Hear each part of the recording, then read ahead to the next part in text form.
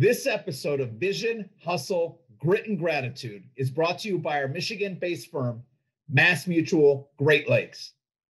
Visit greatlakes.massmutual.com/careers today to start a conversation around opportunities to join our firm. I think some of the advice that I would say is that you just have to start somewhere.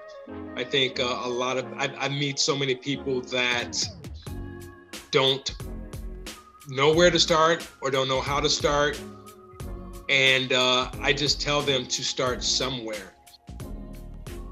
Wow, what an awesome Wednesday. I'm so excited to welcome our guest today, DC Crenshaw. DC is an old friend from my days in Chicago. We were just chuckling about the year I actually met him. It was the year Michigan Avenue magazine recognized him and his amazing wife, Elena, as one of the 6 most amazingly dressed humans on the planet. And it was just an incredible year. And so many good memories with DC supporting the Chicago community. But DC is a publisher, Emmy nominated executive producer, food and lifestyle entrepreneur, and just one of the most incredible humans that Samantha and I have been around in the last 10 years, a special man with an incredibly amazing story and one of the greatest families standing behind him. DC, welcome to Vision, Hustle, Grit, and Gratitude today.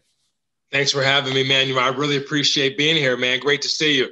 Great to see you too, DC. So look, obviously, I try to do a little bit of my homework, and it's been a minute since we've been together. But the one thing that kept popping up that just really struck a chord with Samantha and I some time back is when you kicked off the Little Diners crew. Can we start off today by you telling us that story, where that vision came from and exactly what it is and how people can get involved? Absolutely, man. So, when I first moved to Chicago about 20 years ago, I created this dining club for adults, and it was called FET, a progressive dining experience. And it was really introducing people to the newest restaurants that open and restaurants to the, foodies. And this was before there was a Food Network or any type of food-centric things out there. And so, so food has always been a passion of mine, and finding great food and restaurants and stuff like that. So when Elena and I got married and we ended up having kids, Elena has a great passion for dining like I do. And so we would go out to these different restaurants, and our kids really ate what we eat. And so we introduced them to these foods. But then we go to these restaurants, and on the kids menu, there would be mac and cheese and chicken fingers. And so we would, you're in a great restaurant, but the kids menu is the typical chicken fingers, mac and cheese, pizza, that type of thing, butter noodles. And so, and then we used to always have parents that asked us how we got our kids to eat different types of food. And they would compliment my boys on eating sushi and Indian food and other things that they saw on their plate. So, Elena and I was thinking, I was like, we have to do something about this. Restaurants have to do better at providing better food for the kids, but we have to show parents how to get their kids to eat, expose them to different foods. And so that's how we came up with Little Diners Crew. And the whole concept was to expand kids' palates beyond mac and cheese and chicken fingers. And we host these unique dining events at different restaurants each month. Each month, we actually choose a country we're going to visit. And then we find a restaurant that serves that cuisine. And we partner with the restaurant and the chef to actually create a tasting menu of 4 to 6 dishes that allows kids to actually, the dishes are approachable, but yet adventurous. But, it allows them to actually have this unique dining experience. And when they learn about the dishes, how they're made, where ingredients come from, they meet the chef, they rate each dish after they taste it. So we empower them to take control of their dining experience. And members receive a passport that gets stamped with the restaurant that they visited and the country we visited. So they get a chance to document their culinary journey with Little Diners Crew. And they eat at their own table. So parents come, they sit at their own table, and the kids sit at their own table, and we toast with a mocktail to get it off, kick off the experience. We talk about etiquette, dining etiquette, and then we have that unique experience. So that's incredible. And, Samantha and I felt very strongly that since Ava and Atlas, when they were born, and they're right around the ages of True and Cruz, right? They're 12 and 11. We've been taking them to all the restaurants in Chicago and Detroit, right? We go in a little bit earlier. We say, hey, we have 2 young ones with us, but they look at the adult menu and they order from it. So I think that's where we got super excited when we saw you and Elena doing that now. Tell me, is this open to the public? Can people become members? Can they get signed up for this? What does that look like? Absolutely. So in Chicago, we're just based in Chicago now with the hopes of expanding to other markets. And we've gotten a lot of people that want us to expand to their markets. And prior to COVID, we were going to expand to LA. Detroit. Detroit, yeah, exactly. But yes, it's open to the public. You don't have to be a member to attend any event. But if you are a member, there's certain perks that apply with that, such as discount fees to events. You get a membership packet, and you get to earn crew loyalty points towards other events. But if you want to come to an event, we post those events on our website. We post them on social media. People can go to our website and register. They have the date of the event, the restaurant, the menu, and it has everything about about the menu and the chef and the restaurant there. And people show up as members or non-members, and they enjoy the experience. It's really cool. Your kids are like my kids. They like to eat and try different foods. Yes. But, we had parents that say, well, my kids won't eat anything. That's the whole reason why we started Little Diners Crew. And we've seen so many kids that have come that are picky eaters, and they sit down and they dine with other kids, and they're more likely to try new food because other kids are trying it around them. So it's like a reverse peer pressure. And so we've had parents that were just shocked that their child was trying, calamari or, some type of fish or things that they have never tried before. And, the rating system works too, because kids, we always say, you don't have to like anything, but we want you to try everything. And so it's made a big difference, especially if they've been to an event 2 or 3 times. They know exactly what to expect when they arrive. So it's really cool to see the transition of a picky eater into a little foodie. That's so awesome. And I'm really glad that you're doing that. I could see there's so much value to the different communities and families who have the opportunity to participate in that. And I just think of like, hey, flowers in the attic, right? No sunshine, no oxygen. Well, what do you expect to happen to the flowers, right? You put them by a window and it's a completely different story. That's so powerful. So I want to take you back to something I typically do when I kick off the call, but I was so excited about Little Diners Crew, I forgot to even ask you. So on my voicemail, as you and everyone else knows, I asked 3 questions. If you leave a message, you've got to tell me your favorite color, your favorite afternoon snack, and your favorite superhero. So let's go back and pretend we started over. Favorite color, DC? I would have to say orange, because I grew up in a town where high school football was huge, and our colors were orange and black. And then I played football at Bowling Green, and our colors were orange and brown. So I say orange is my favorite color. Awesome. Favorite afternoon snack? Wow. Favorite afternoon snack. I would have to go with one of those new keto bars that I've been I've been snacking on. Yeah, you're a food critic. Keto bar. But I also trying to lose weight, man, from this COVID-19 stuff. I've been packing on the COVID pounds, so trying to get back into fighting shape. You're silly. Favorite superhero? Wow, favorite superhero. Man. I'm gonna have people go back and look at this. You're gonna look this up. If you ever watched the Fat Albert cartoon series back in the day. Come on, man. Remember the Brown Hornet? The Brown Hornet. Yeah, go check out the Brown Hornet. The reason why I say that, because some of my buddies back in the day used to call me Brown Hornet. So I might be able to do 100 more episodes and never have any one of our friends say that same superhero. Yeah, exactly. I love it. Well, let's go back while we're here then. let's stay on your childhood for a minute. Okay. Tell us the story. DC, born, grew up, favorite passion as a child. What did you dream of becoming? Yeah, so like I said, I grew up in a blue collar town in Ohio called Massillon, Ohio.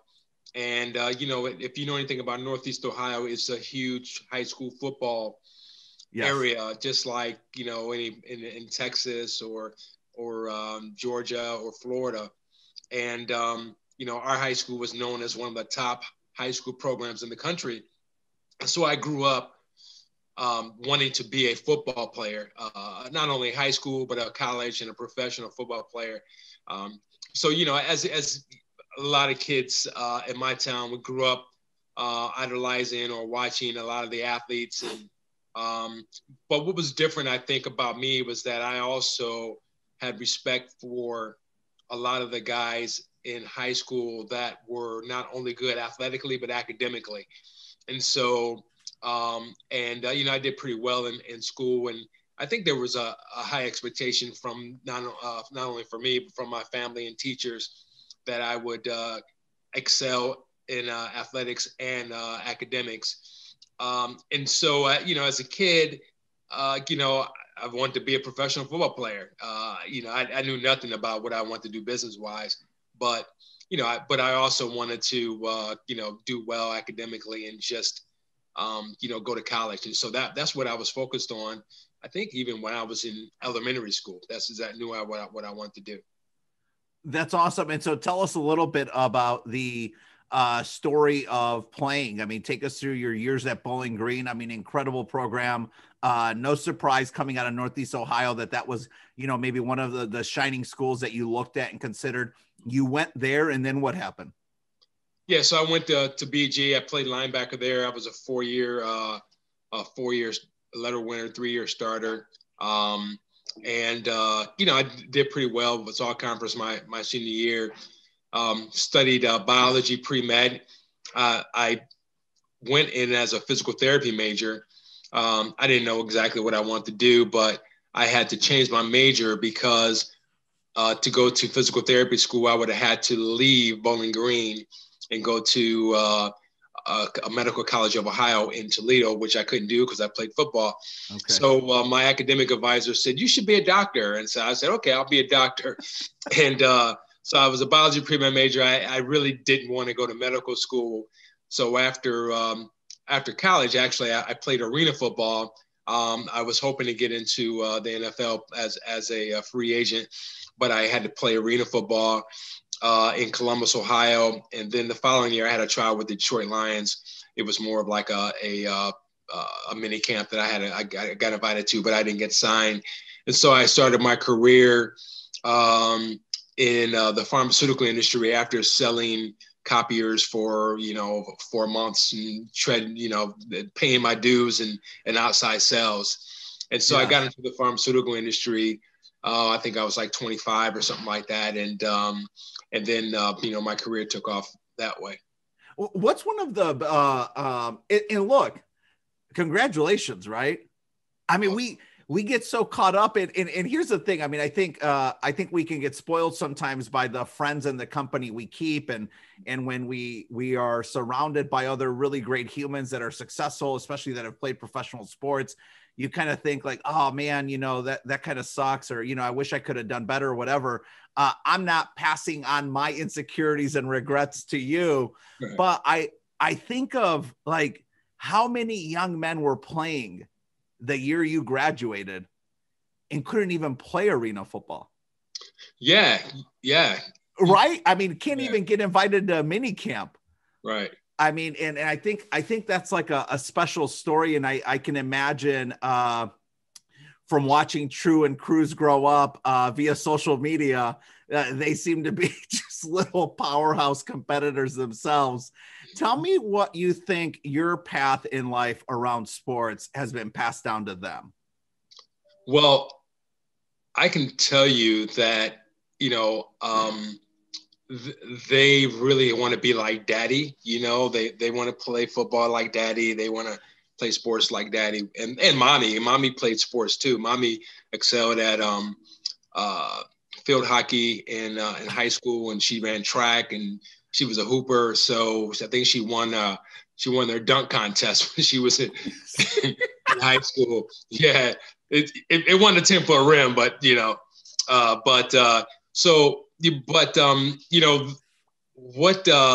they're both playing sports. They want to play everything, which is great.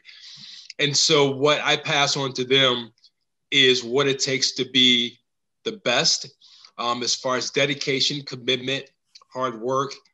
I always tell them, I always tell stories about what I did. I don't brag. Sometimes I brag, but you know, you're always much better than what you were as you get older, right?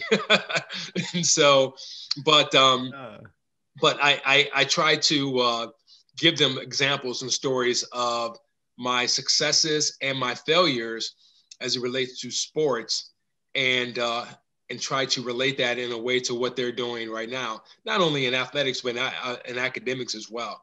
And so I always, try to, teach them that if you want to be the best, you're going to have to work harder than anyone else. You're going to have to be committed. You're going to have to take coaching, and you just have to do the things that that a lot of people don't want to do.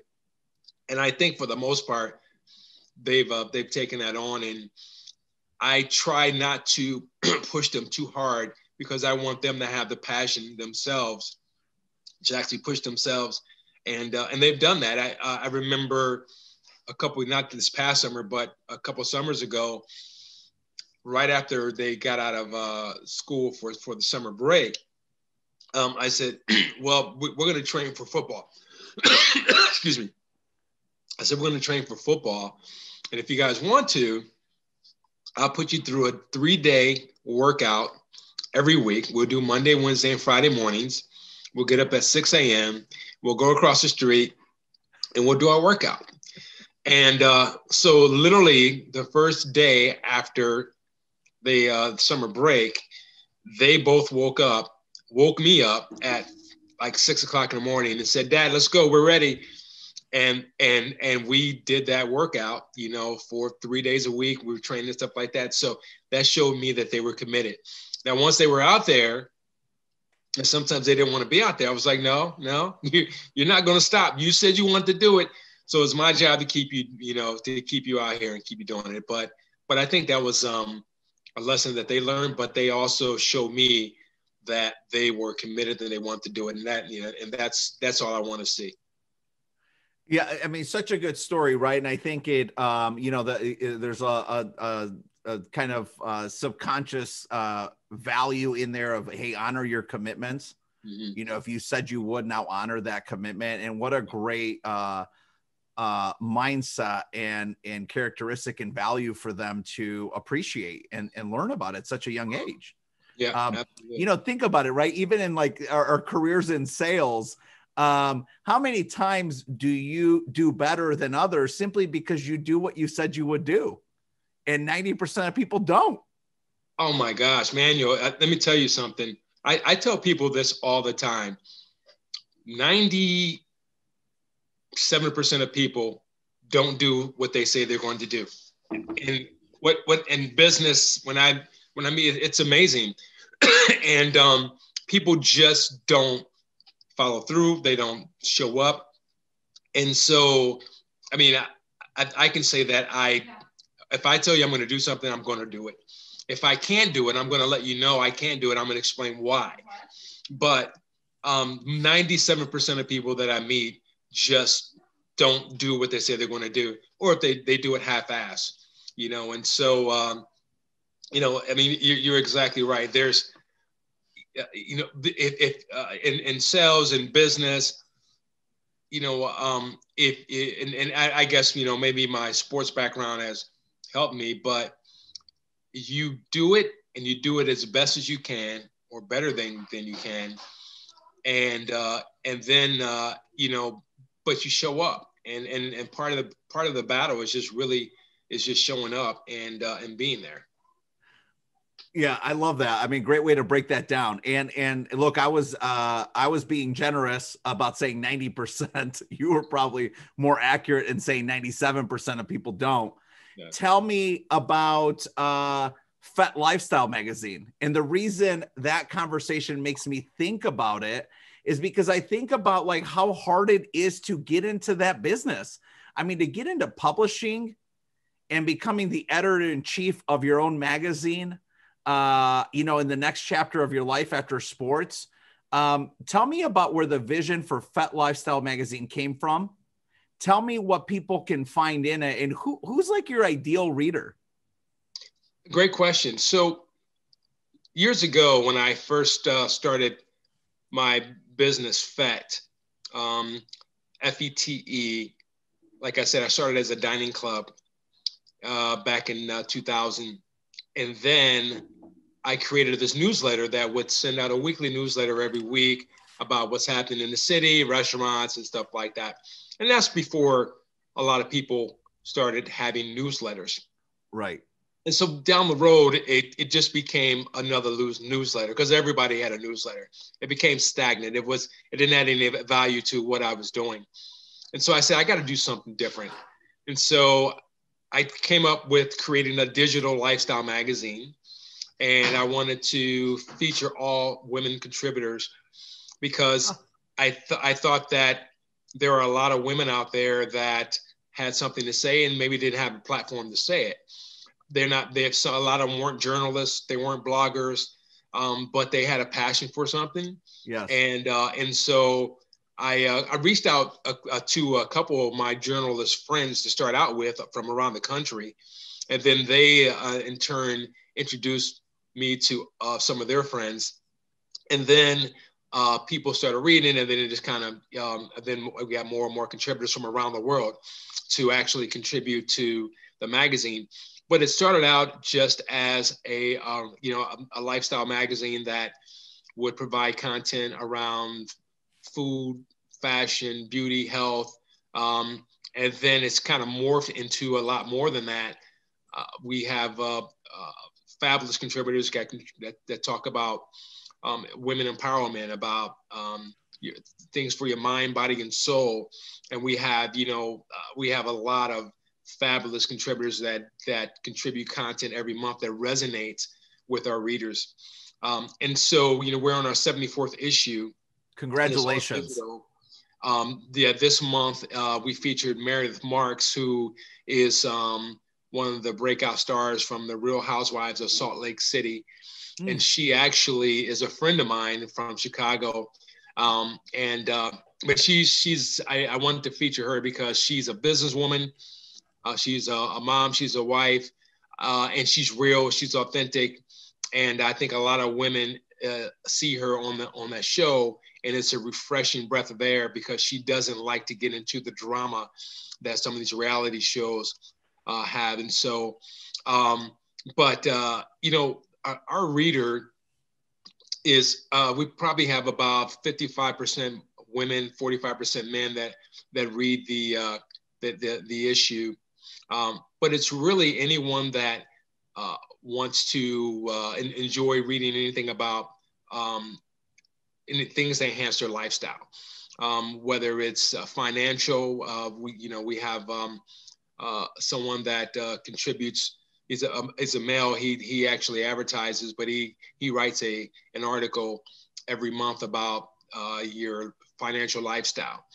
We have a doctor, Dr. Montgomery, and she's Dr. Erica Montgomery. She's a friend, but she also does a lot about talking about your mental health.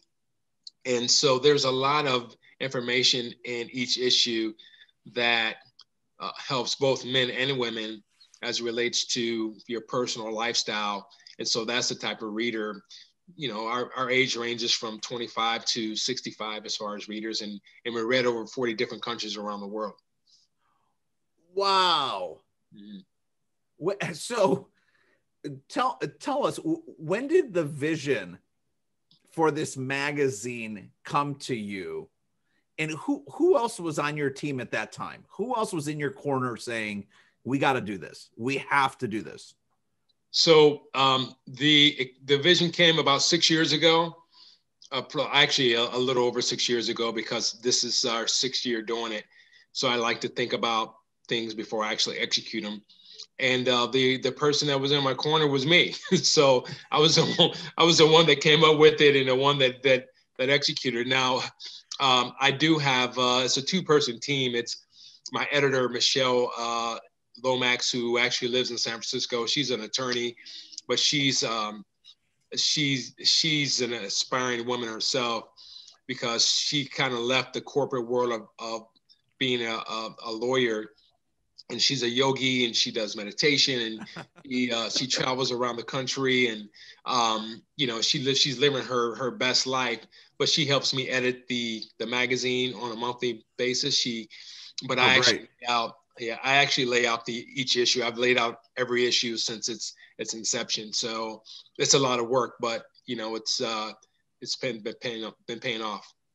So the rumor is, and I hope you're okay with that. I didn't tell you that I was going to mention this, but the rumor is Elena is actually the one with all the eye for fashion and things that look amazing. And oftentimes we would chuckle because we'd see you at events, and I'd always tell Samantha, I'm like, you see what he's wearing? I'm like, why does he look so good? I'm always in a blue suit and white shirt. Is that true? Is that from Elena? Well, so Elena tell you the story, and a lot of my friends will tell you the story too. So when I first met Elena, I think the most expensive pair of jeans I ever bought was like $30, right? And, I was like, I was always into fashion, but it's true that my fashion game stepped up after I met Elena.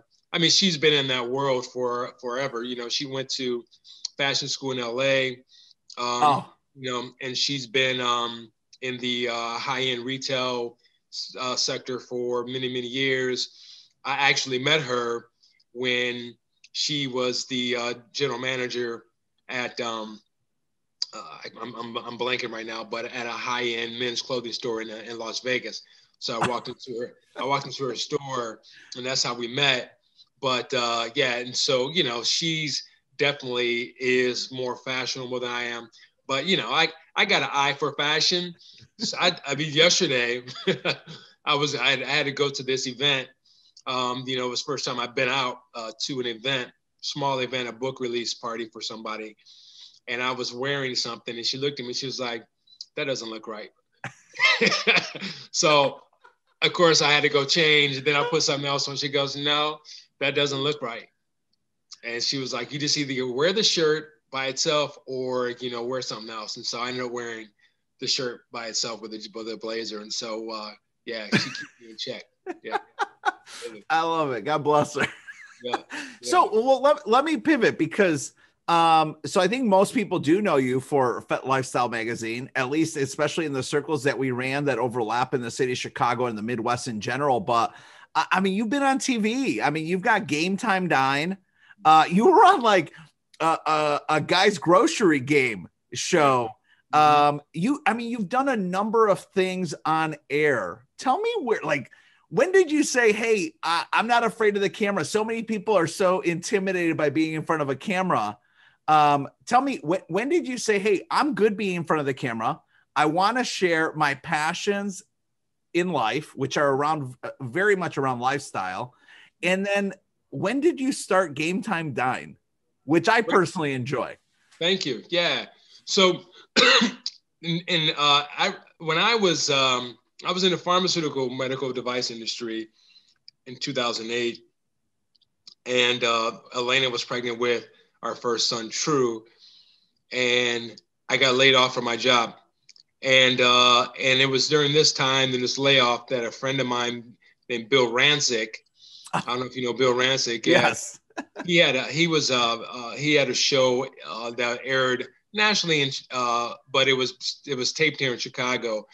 And I was a newlywed and a expectant father, and he was doing this this segment on his show, and it was called something like Guy Talk or something like that.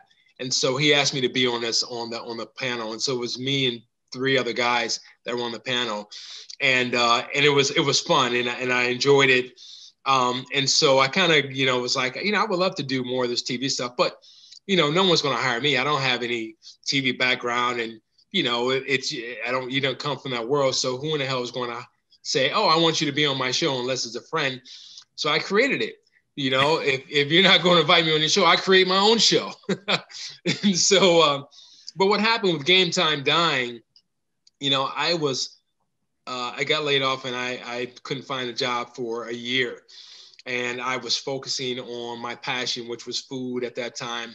And so, I was basically doing these video blogs, which was introducing people to the newest restaurants via 3-minute video. And so NBC Local saw what I was doing, and they asked me to do some contributions for them online. And I started doing that. But then I had someone that was repping some athletes from the Chicago Bears, and they asked if I can do a segment on these guys on my online show. And but then one morning I was working out, and I just had an epiphany of Game Time Dying. And so I called up the PR person, and I said, hey, Daphne, I said, what do you think about this concept with your guys? And she was like, oh, I love it. So she ended up pitching it to Israel Donajay from the Chicago Bears. Yeah, and he loved the concept. And then a friend of mine, her name is Jen, who was working at Comcast Sportsnet at the time, she saw the idea. She loved it. And she was like, let me pitch it to our network. And they loved it. And so that's how Game Time Dying came to fruition. And we created a sizzle reel from that. And I had to hire a production team with no money. And so literally we shot season 1 with no money as a promise to pay these guys in season 2 if we got sponsorship. And so we shot 10 episodes in season 1. And then that was in 2009. Then we ended up taking the show and getting sponsors from Pepsi and from Mini Cooper, and they actually paid for season 2. So I was able to pay the production crew, and we ended up getting Emmy nominated 2 times for that. That's right. Season. And then things kind of took off from there, and Food Network called and asked me to be on the guys' grocery games as a judge, and I was on the cooking channel on a show there, and and so ever since then I would get opportunities to be on TV, and but we're trying to take season 3 of Game Time Dying. We're trying to get it on a major streaming platform, and so I'm right now I'm talking with some folks and trying to make that happen. That's awesome. Congratulations. I mean, it's we keep talking about all these things that you touch, and you kind of say, hey, like, no one else is doing it, why not me? Tell me about something you pursued that didn't win. Oh, wow. Pursued that didn't win. Wow, there's so many things. I'm trying to think. I mean, give me a good PG version of one. Okay. Oh, you want that version? I got you. Well, I mean, I'll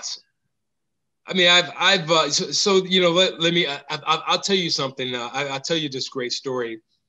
My cousin and I, back in the day, when we were 25, 26, we were fresh out of college. He played professional football too. And he played at Youngstown State College, but he played professional. But we were both able to get scholarships to college. And so we actually came up with this concept of starting a football combine for high school students, high school athletes in Ohio. It was called the Wonderful 100. And it was taking the top 100 juniors or seniors to be and doing a combine. And if folks don't know what a football combine is, that's when you invite all the top athletes, college athletes to one location, and they work out for the pro scouts, and the pro scouts time them and record all their data and all that stuff. So we wanted to do that for the high school kids. And so this was like in 92, 90, I'm sorry, 93, 94, something like that. So we tested the concept in Columbus, Ohio, the first year. And we got all the top seniors to be from Central Ohio to come to Grove City College. And we got some of our boys from college that have come up and help do the testing with us and record. And it went over really well. The second year we did it, we got all the players from around Ohio, the top 100 seniors to be, and Ohio State asked us to do it at their facility. So we did it at their facility. And this is when the internet was just starting to come out. So we had all the times from, we entered all the data online, and I was trying to build a website. It was crazy. But we ended up selling some of the data to some of the colleges, right? Because they wanted to see what these kids were about. We had the videos, so we sold the package to them. So but we both have full-time jobs.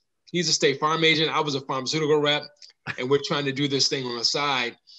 But to make a long story short, it was a great idea, but we didn't know how to execute, and we ran out of money, and we basically had to let it go. Now it's a multi-million-dollar business. It's just, and we were the first ones to start it in Ohio. But it's a multi-million-dollar business. And we just didn't know what we didn't know back in the day. So that's something that I look back on, that we pursued that failed, but it was a lesson learned. Yeah. Yeah, I mean, I think about, you bring that up, and I was just on a call the other day with my fraternity brother, Brian Spillbeller, who's down in central Indiana in the Indianapolis area. And he and a good friend of his who had been in high school football coaching for years started a company called Tracking Football. And that's something you should check out sometime, because what you just described 20 years ago is what they're doing now, and they're doing so well. I mean, I wish them so well. It's catching a ton of momentum, becoming a freight train of its own. But you're right. It's a big, big business. Yeah. And, and that's just something that, with experience, and we didn't know anything about raising money. We tried to raise some money, but that's another story. But there was just, that was something that we were trying to pursue, and it just didn't work out. I mean, there's been so many, as you know, you experience more failures than you do successes. And I failed so many times. I can't remember how many times I failed and all the things that I tried to pursue that just didn't work out, So on that note, one of your most recent ventures, which is newer in general, tell us about the spirits business that you just entered a few years ago. Yeah, so I became an active partner in a new tequila brand. It's relatively new. It's called Cantera Negra, and it's a ultra premium tequila. And I launched a tequila probably about 8 years ago. I was part of a startup here in Chicago that launched a premium tequila and was able to get into a lot of the retail stores in Chicago.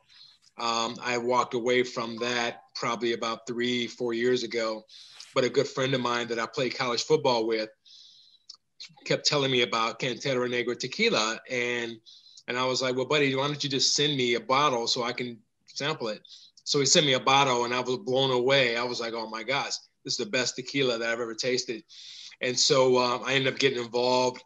We're in 22 different states, and we're really blowing up. It's one of the best tequilas out there. We have it in Michigan, so if you get a chance, we'll grab a bottle there. Thank you. But it's my job is really to get the word out and to help grow the brand, not only in Illinois but around the country. So social media obviously helps out a lot, and just having contacts all over helps out a lot. But it's a brand that I'm excited about, and I think it's going to do very well. That's wonderful. Congratulations on that. Thanks. So I know that we're getting really lean on time.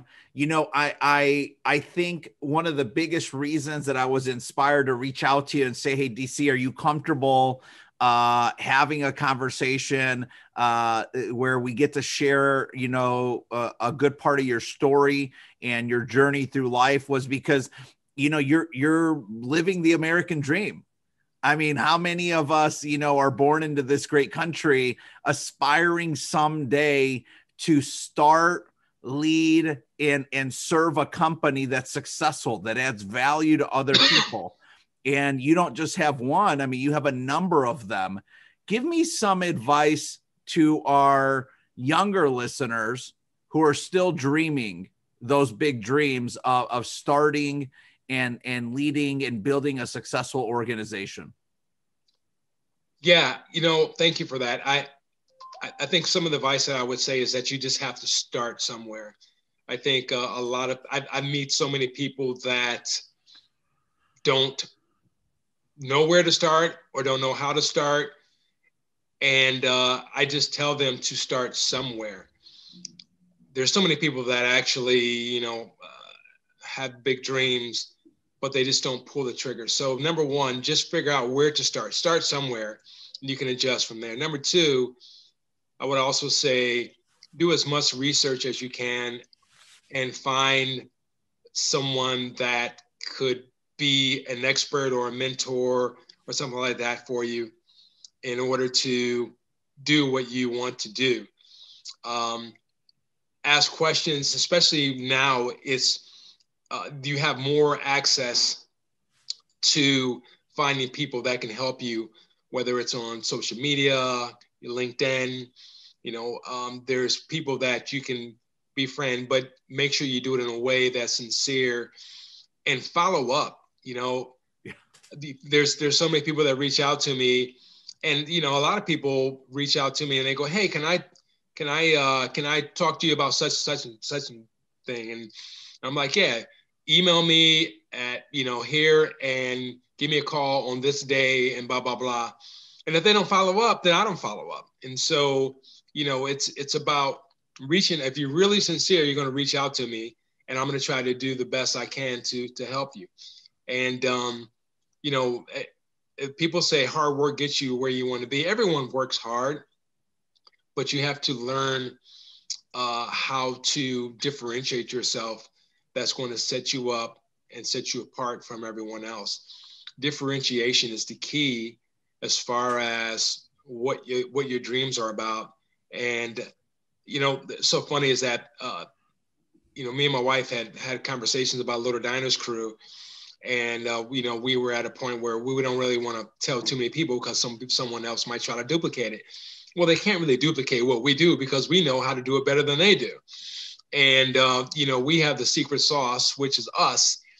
And we know how to do what we do better than anybody else. So I'm not afraid of competition because I'm always going to differentiate my business different from, someone else's business. So.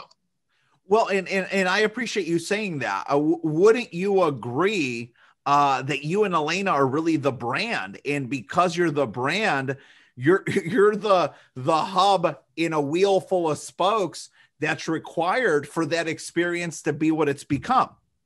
Exactly. You're exactly right. That's a really good point.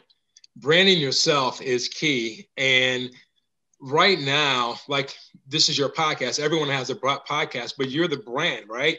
People are tuning in to listen to Manuel. They're just not tuning in to listen to a podcast. And people read the magazine because the magazine is a reflection of my brand, right? Yes. It's a lifestyle magazine, but it's more of a high-end type of magazine. And it takes hours to lay out the magazine, and it's a reflection of who I want my brand to be. So my brand connects. Little Diners Crew connects with Fet Lifestyle Magazine, connects with Game Time Dine, connects with Cantera Negra. So all those are connected somehow, but it's a consistent brand. So you have to determine what your brand is, and whatever you do, you have to make sure your brand is on point for who you want people to see you as. Yeah, so I love that you made that point, right? Because our mutual friend Israel Adonijah, I love Izzy to death, and he's become a very, very dear friend of Samantha and I over the last 10 years. But his brand, like your brand, the people can connect the dots easily between Fabric, Impact House, Restore, Athletic Comics. I mean, you understand that's Izzy. Right. And I look at you and what you and Elena have done very similarly, that it's easy to connect the dots. It really is a very cohesive, easy to understand brand that you've built. Thank you. Tell us where folks who are excited about your story, folks that are excited about 1, 2, or 3, or all of the things that you've shared today, what's the simplest way that someone can reach out and get in touch with you? You can reach me at LinkedIn. You can, if you want to send me a direct message at LinkedIn, you can do that. You can also email me at dccrenshaw312@gmail.com. That's the simplest way to reach me. Awesome. So as we wrap up, DC, something that we didn't get to that you'd want to say, hey, here's a last thought or comment as we part.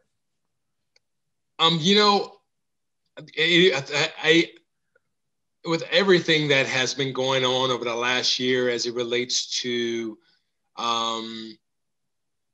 the pandemic, the Black Lives Matter movement, the election, the insurrection, and all those things, 2021 is giving people a new perspective and allowing people to kind of recharge. But I would just employ that, people continue to or try to mend their differences and reach out to one another and try to close this gap on this separation that's been going on for so long, because it's just going to help out everyone. And there's I think there's just a huge gap, a huge rift between between half of the country, and I think the sooner we can close that, the better off everyone's going to be. Hey man, I really appreciate you saying that and being that authentic about it. I mean, Samantha and I often talk about that, and she's excellent at asking excellent questions, truly desiring to understand the person across from her. And I've learned so much from watching her going through her spiritual journey of becoming the best human she can become. And a lot of what you said right there are things that, we aspire to demonstrate as a family as well, to just genuinely desire to create the most inclusive and kind and just graceful world that people can inhabit together. Your children, True and Cruz, the lyrical geniuses, where does that come from? Come on now, I was a hip hop dude. Those are my favorite videos. I was a rapper when I was in 7th grade, man, 7th, 8th grade. And yeah, when Sugar Hill came out, Sugar Hill Gang. Oh, I mean, we were rapping. I had a rap group called Area Code, and we would rap, before school, after school, at lunchtime. And so we're a hip hop family here. They are incredible, man. I had to make sure that I snuck that in because those are some of my favorite videos to watch, and they are so sharp. They're handsome. They're competitive. You can tell they're brilliant because they drop some rhymes that even my son Atlas is like, Dad, they're like my age. I'm like, I know, buddy. You got to get into the rap game. You don't have a good mentor in your dad. That's so funny. No, they're good. They're good boys, man. They're, how it is. They're rambunctious, but I love them to death. That's awesome. Well, send from my family to your family. We're sending our love. Super thankful for the time with you. DC Crenshaw, publisher, Emmy nominated executive producer, food and lifestyle serial entrepreneur, one of my most fun guests, good friends. Man, I'm wishing you the very best in life. And man, I can't wait for the world to open up so I can hop on a 45-minute flight and come say hello in person. Absolutely. Same to you. Same to Samantha, man, and your kids, buddy. Good to see you. Thanks so much, DC. All righty. Cheers. This episode of Vision, Hustle, Grit, and Gratitude is brought to you by our Michigan-based firm, MassMutual Great Lakes. Growing up as one of four boys outside of the city of Chicago, my brothers and I enjoyed an unbelievable abundance of faith, family, fitness, becoming ferocious competitors as young men, and gratitude for what it means to live in a free country. The one thing we lacked a little bit of on a consistent basis was financial resources. And lacking that level of financial security and stability and success prevented us from having one very special thing throughout our lives, which was consistently having the power of choice. Becoming a professional in our industry means that you have the opportunity to architect your clients, your friends, your family's financial household, their plan to create financial well-being and success throughout their lives. This alone empowers people to have the power of choice for themselves, their families, and the businesses that they serve and represent. Our firm is based in Southeast Michigan, and we're always looking to bring on great people. Great people making great decisions consistently delivers great outcomes. If you'd like to learn more about career opportunities with our firm, visit greatlakes.massmutual.com/careers to start a conversation with our team today. We look forward to hearing from you. For more insights from top performers in sports and business, be sure to subscribe to Vision, Hustle, Grit, and Gratitude wherever you get your podcasts. Also, you can follow us on Instagram at Vision, Hustle, Grit, and Gratitude. Until next time, keep doing great things.